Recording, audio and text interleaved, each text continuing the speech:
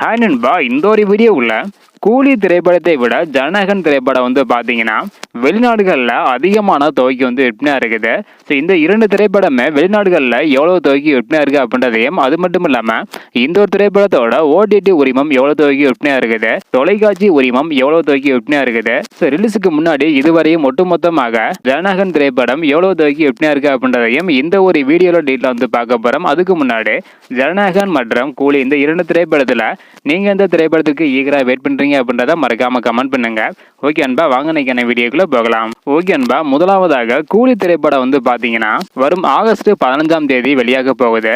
இப்படிப்பட்ட சூழ்நிலைகளை இதுக்கு முன்னாடி கூலி திரைப்படத்தோட வெளிநாட்டு உரிமம் 81 கோடிக்கு விற்பனையாகி உள்ளதாக ஒரு தகவல் பாத்தீங்கன்னா வெளியாகி இருந்தது.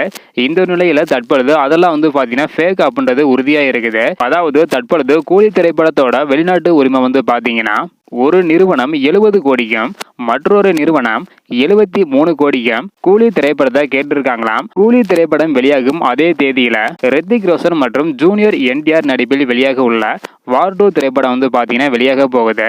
அதாவது வெளிநாடுகளில் இந்திய திரைப்படத்திற்கு அதிக முன்னுரிமை அளிக்கப்பட்ட காரணத்தினால கூலி திரைப்படம் பாத்தீங்கன்னா 70 to 73 கோடி வரை தான் விற்பனையாக வாய்ப்பு இருப்பதாக சொல்லப்படுகிறது. அதே போல தளபதி விஜய் சார் நடிப்பில் வெளியாக உள்ள ஜனநாயகன் திரைப்படம் பாத்தீங்கன்னா தற்போது வரைக்கும் ஜனநாயகன் திரைப்படம் பாத்தீங்கன்னா ஏற்கனவே 80 கோடி ரூபாய்க்கு விற்பனை உள்ளதாக சொல்லியிருந்தாங்க. அதாவது இதுக்கு முன்னாடி எந்த ஒரு தமிழ் திரைப்படமும் வெளிநாடுகளில் 80 கோடி வரையும் விற்பனை ஆனது கிடையாது. ஆனா முதல் முறையாக ஜனநாயகன் திரைப்படம் 80 கோடி வரையும் வெளிநாடுகளில் விற்பனை ஆகிருக்குது. அது மட்டும் இல்லாம மலேசியா வெளியீட்டு உரிமையை மட்டும் பாத்தீங்கன்னா 12 கோடியே 50 லட்சம் கொடுத்து வாங்கியிருக்கிறாங்களாம். அது மட்டும் இல்லாம ஜனநாயகன் திரைப்படத்தோட ஓடிடி உரிமத்தை அமேசான் பிரைம் நிறுவனம் 121 கோடிக்கும், தொலைக்காட்சி ஒளிபரப்பு உரிமத்தை சன் டிவி நிறுவனம் 55 கோடிக்கும் வாங்கியிருப்பதாக சொல்லப்படுகிறது. அதே போல ஆடியோ ரைட்ஸை பாத்தீங்கன்னா டி சீரிஸ் நிறுவனம் 35 கோடிக்கு வாங்கியுள்ளதாக சொல்லப்படுகிறது. இதன் மூலம் மொத்தமாக 300 கோடிக்கு பாத்தீங்கன்னா ரிலீஸுக்கு முன்னாடியே ஜனநாயகன் திரைப்படம் வசூல் பண்ணியிருக்குது.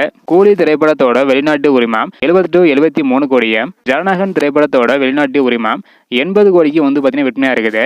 ஸோ இதை பத்தி உங்களோட கருத்து என்ன அப்படின்றத மறக்காம கமெண்ட் பண்ணுங்க. தேங்க்யூ.